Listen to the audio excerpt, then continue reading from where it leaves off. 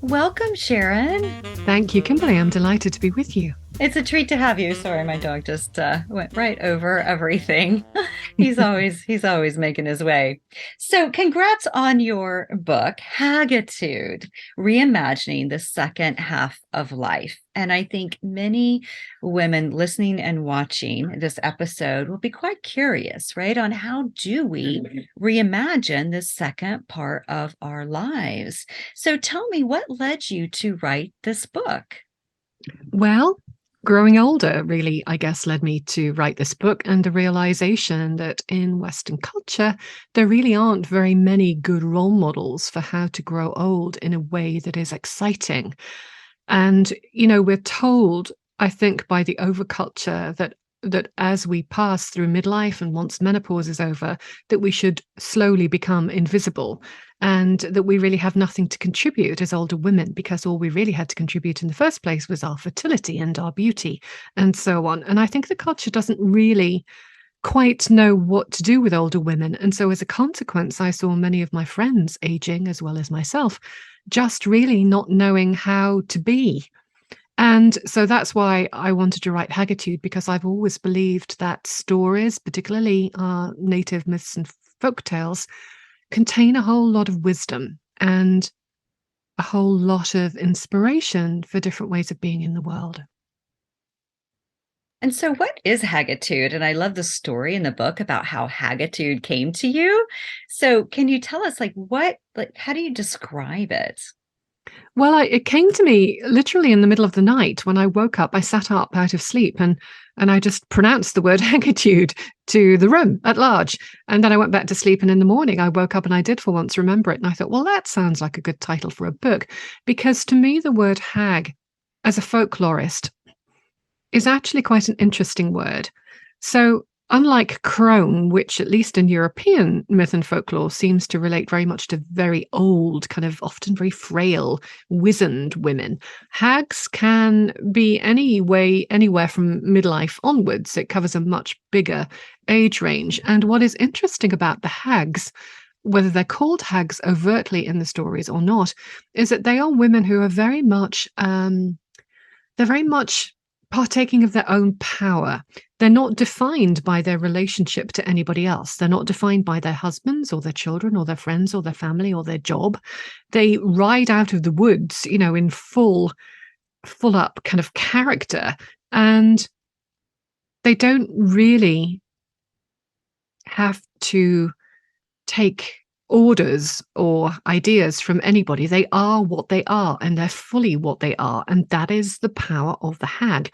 And it seems to me that as we grow older and we get into the second half of our lives, that is what we need to do. We need to stop pleasing everybody else. We need to stop being what everybody else wants us to be. And we need to be what we were brought here to be, what we were, to display our great gift to the world. And that is the quality that I call hagitude.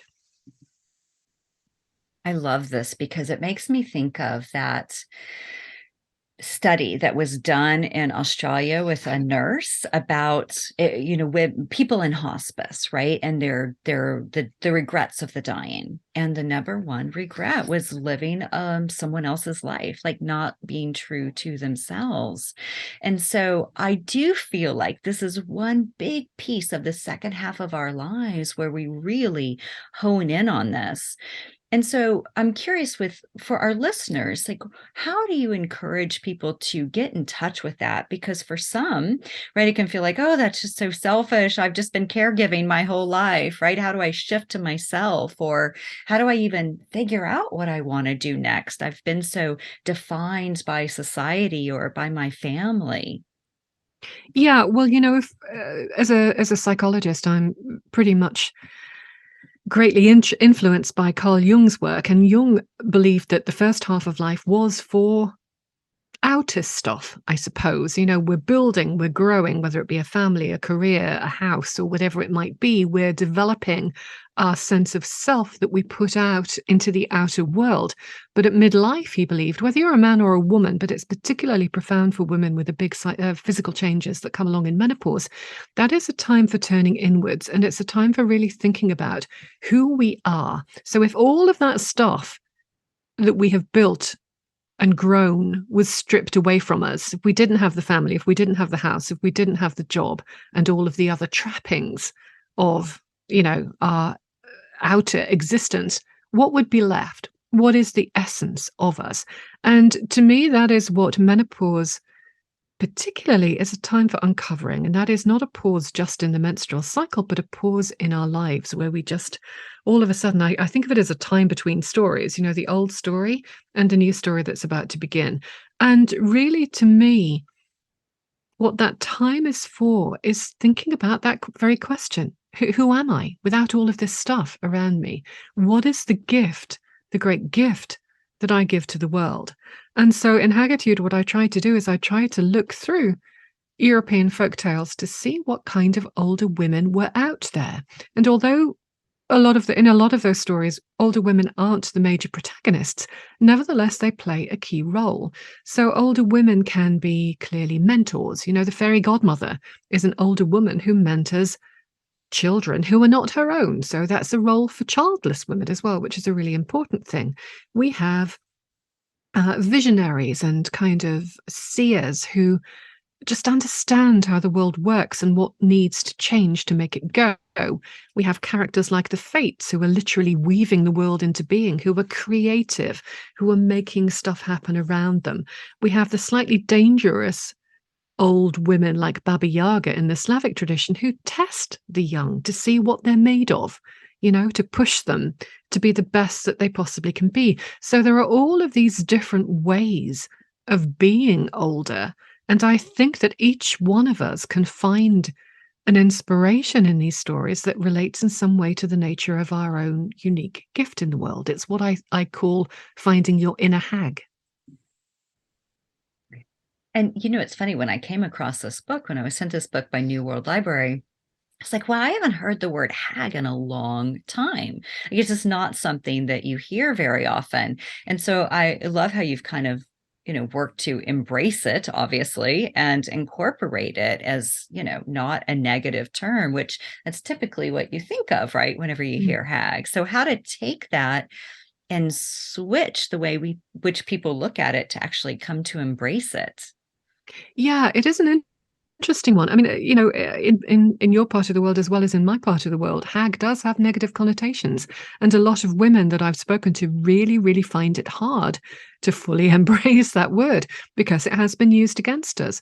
But there are other words that have been used against us, which we've managed to reimagine, like the word witch. Back in folklore, where witches kind of like originated, if you like, the word witch was only ever used for someone who practiced malevolent magic, someone who wanted to hurt somebody else. That was what a witch was.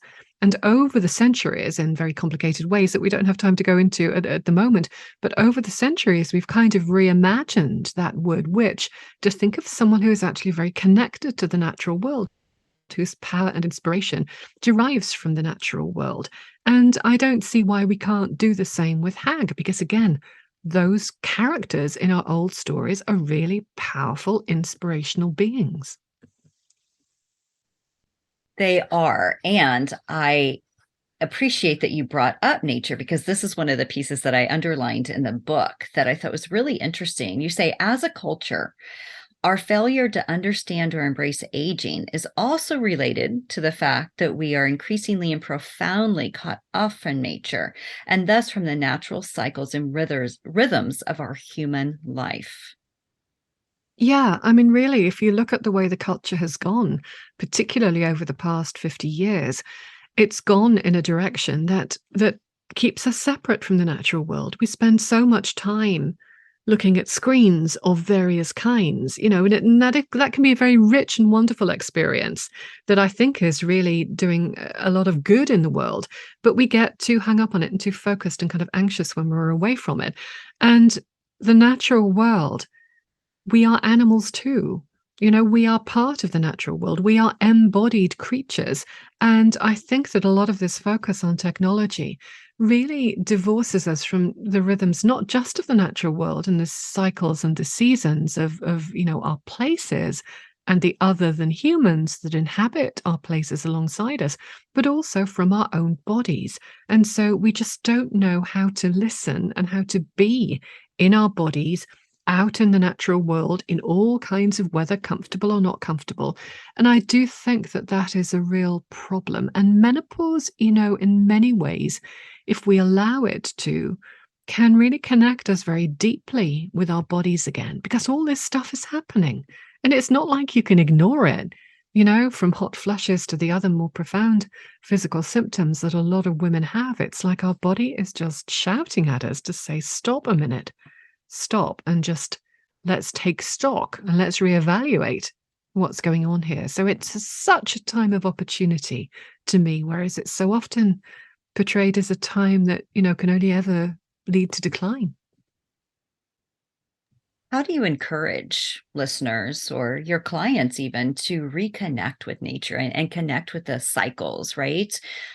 Pay attention to the seasons, for those who live in places where the seasons change, because you're right, we are so disconnected. And how to, reconnect, how to come back into a space of, as you say, like really slowing down and tuning in, not only to the cycles of nature, but as you said, really listening to our bodies. Yeah, I mean, that's a big subject. So I would say a couple of things. I mean, go outside and talk to things. You know, our oldest traditions tell us that everything out there is alive and animate. It's not just us, it's not just animals. Trees in our oldest traditions have wisdom to offer us. And how often do we go outside and just sit with a tree and just listen and just see what we feel without judging, without looking, without kind of trying to interpret? We have a great big ancient yew tree outside this house because it was a chapel once upon a time, and of course yew trees often occur in churchyards and chapels, and it's just the most remarkable tree. I'm slightly in awe of it because yews live so long, and they have the wisdom of life and death in our old mythology here. And so, whenever I really feel that I need to connect, I just go outside and I sit on the bench next to that yew tree, and there's just something that happens in that space if I'm not thinking or, pushing or whatever, that is really very profound. I talk to crows all the time. I talk to anything. When I go outside, I talk to trees, I talk to stones. It's like having a conversation with a person that I might meet in the street. I see these trees, these rock beings, these birds, these creatures every day. Why wouldn't I acknowledge them as alive? So I think that's one really important thing that we can do. The second thing that I would just mention is, when we lose the menstrual cycle, we lose a kind of moon cycle. So even if you're not exactly, regular in your menstrual cycles with the phases of the moon, nevertheless, we are on this monthly cycle, and the moon is on a monthly cycle. So when we have that taken away from us, one of the questions I'm interested in is what do we adhere to instead? And of course, there is still this big old moon out there. And we don't have to bleed to appreciate the moon. So, just keep a moon calendar. They're everywhere on the internet. Just be aware of the phases of the moon. Just go outside and recognize it. Just think about cyclicity, because I think it's still part of a woman's way of being in the world. Even when we stop menstruating, I don't think we ever lose that. So just looking and not seeking to interpret, to take anything, but just sitting and being with cycles, with the moon, with yew trees, or whatever it is that we might have available to us. Just being quiet and shutting up, actually, I think is a great part of the solution to this. And it's not even shutting up, right? It's also turning off, meaning like not listening to all the other noise, right? That's out there, which is hard because we're constantly bombarded with it, right? In some way. Yeah, and I think the trick really, and I think it has to start at the beginning of menopause when we encounter that really deep call, which I think everybody encounters. It's just that a lot of people don't listen to it, to just stop and slow down and go inwards. And really, if we can find a way, each of us, and everybody can, of just setting aside some time for themselves to just stop, even if it's not every day, 2 or 3 times a week, to just go and lock yourself in a room or go and take yourself outside by yourself and just try to switch it all off and just see what you are feeling in your body and how that relates to the world around you. And if we cut out all of that noise, I think we do find that our body has some wisdom to offer us, that the natural world has some wisdom to offer us, and we leave space for that to come in. And we also leave space to reimagine what we will become next. One of the things, as you were saying, like listening to your body, I'm like, body hurts so much as we get older. It's like, oh my goodness. And so how do you encourage people also to navigate that, right? It's like the body just it's not as supple, right, as potentially it was in our 20s or 30s. No, and it's never going to be. And I think that's one of the things that we have to grieve. We have to grieve for sure for all of the things that we lose as we get older, but we also have to then take a very big deep breath and say, okay, what can I learn from this? And I don't mean that in a glib way. So when I just before I turned 60, having been fit and healthy all my life, and I write about this a little bit in Hagitude, I suddenly got a really very aggressive form of inflammatory arthritis and it came out of nowhere. I had no idea what was going on, where literally every movement hurt and I had to keep my wrists in, braces because it was just too painful to move my hands, and followed up, and it was all part and parcel of the same thing, with a fairly aggressive form of lymphoma, which happily is very treatable. And that was a while ago now, so I'm okay, thank you, because I know people always want to ask. And it was really very interesting for someone who had not been particularly embodied in their lives. I'd taken my body for granted. I did outside stuff. It wasn't that I was all head focused, but I just didn't think of that stuff. For the first time, it really made me step back and think, oh my goodness, all of these years, 6 decades, I have taken my body for granted and I haven't appreciated all that it has permitted me to do. And it really was, for the first time in my life, a question of just feeling an intense form of tenderness for the body that has enabled me to become what I have become. And I do tend to think of the body as quite literally a soulmate, not as a vessel, but as a mate, as a participant in this life, not just something I use to, take me from place to place.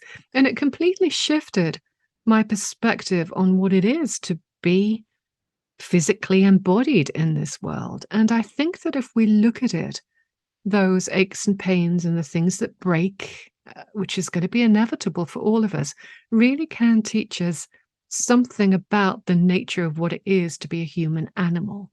And if we haven't learned that by the time we die, I think that's pity.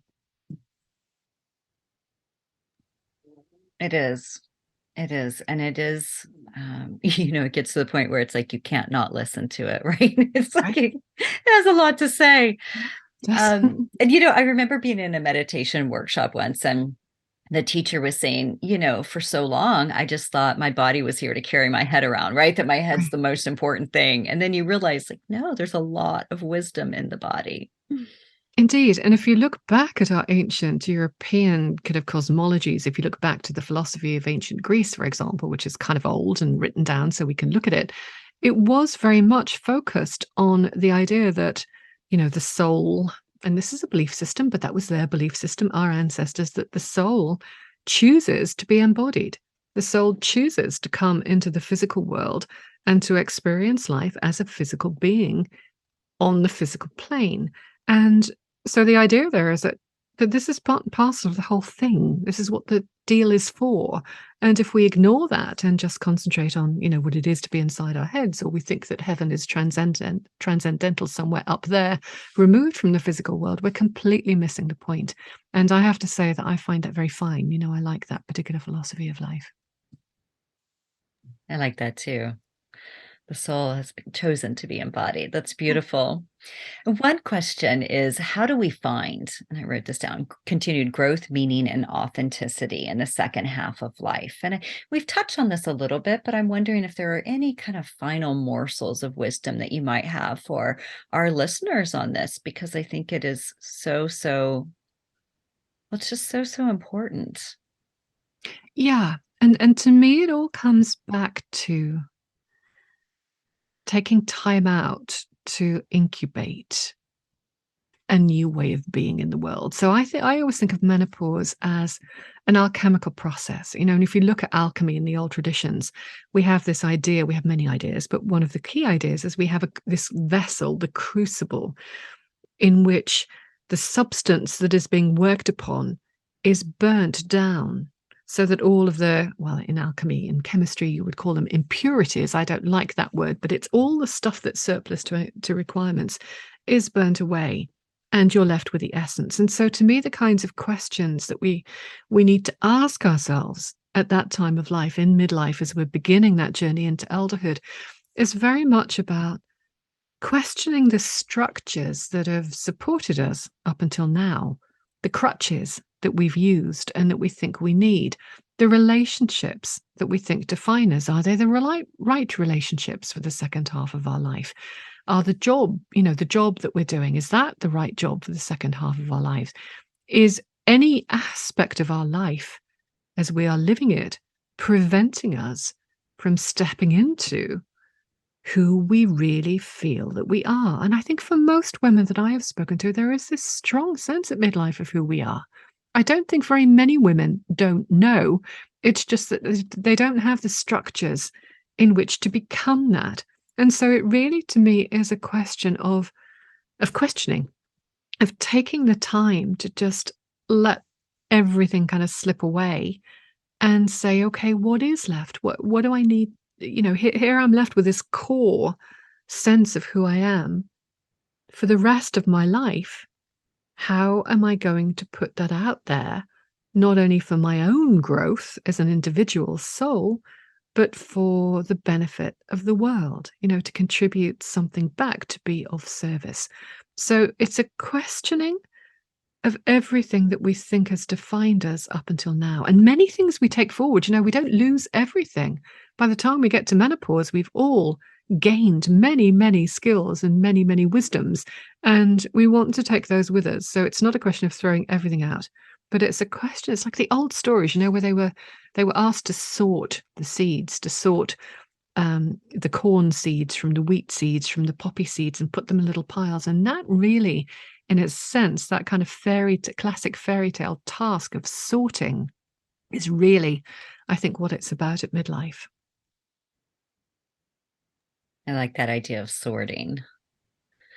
So my last question for you is, the name of this podcast is Tranquility du Jour. So how do you find tranquility in your everyday? You mentioned the tree sitting outside, the crows. Well, I think actually that is exactly how I find it. I find it by going outside and stopping being so focused on myself, on my work, whatever I'm doing, tapping away at the computer, writing a new book, but just going outside and thinking, okay, this world is very much bigger than me, clearly. And there's an awful lot of stuff going on. And the crow has his own particular way of becoming. And the tree has its own particular gifts. And, a stone is serving a function that is really important. And I really just go out there and I listen. And I think if I couldn't do that wherever I am, and I do that wherever I am, not just at home, wherever I am in the world, if I couldn't do that, I really don't know what I would be. And I also find, your little dog was there at the beginning. I have 3 mad collie dogs. I find that they actually make me very tranquil because they just, again, remind me what it is to be a human animal. And I find that a very calming thought. It's not very, it doesn't require a great deal of work. It just requires letting all of the stuff that we're striving for go and just thinking, okay, this is really nice. Animals have a way of doing that, right? Of just like being so in the moment. Now he's snoring behind me. But it's like how to just be in the moment, observant. As you were talking about the moon phases on my watch, I've got, it changes obviously with the moon, but it'll tell me what is the cycle like right now. It gives a little shade of the moon. And there is something about that to know, like, oh, it's wax, it's wane, it's a new moon, and so I really love this. And I love this book that you've pulled together. I love the essence really within it, and the encouragement to find yourself, right? And the way you want to continue to show up in the world in the second part of life, that it's not like, oh, it's a decline, right? It's like, oh, there's just so much ahead. So thank you for that. Thank you so much. No, it's a whole new story and a whole new journey. And I think the sooner women begin to realize that and refuse to be written off by the patriarchy, by the overculture, the more good we can do and the greater balance we can bring by participating in the world all the way to the end. Beautiful. Thank you so much for being with us today, Sharon. Thank you, Kimberly. It's been a real pleasure.